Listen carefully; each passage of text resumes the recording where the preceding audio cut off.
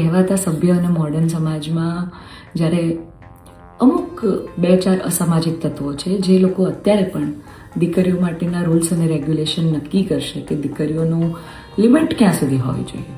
દીકરીઓને ફ્લાય કરવા માટે પાંખો મળી છે, એને વીંજવાની અને એને કાપવાની વાતો છે. આ બધી દીકરીઓ અત્યારે તેજસ જેવી પ્લેનો ઉડાઈ રહી છે, યુદ્ધ કરી રહી છે, રણ મેદાનમાં છે, સંસદમાં છે, વિજ્ઞાન અને ટેકનોલોજીમાં છે. હમણાં ઓપરેશન સિંદૂર જે થયું એમાં 2 દીકરીઓ લીડ લઈને આપણને પૂરા દેશને ગૌરવ અપાવ્યું.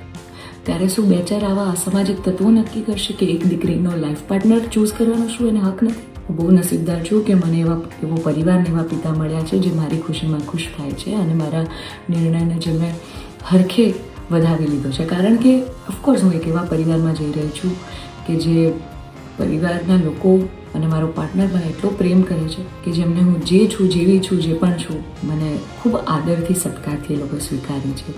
હું દરેક બ્રહ્મ શક્તિઓને, બ્રહ્મ આગેવાનોને નિવેદન કરું છું, આજીજી કરું છું કે આવા અસામાજિક તત્વોને સમાજમાંથી હટાવો. જેટલા પણ લોકો હવે મારા પરિવાર વિરુદ્ધ કંઈ પણ પોસ્ટિંગ કરશે, કમેન્ટ કરશે, એમના વિરુદ્ધ હું કાયદેસરના પગલાં લઈશ.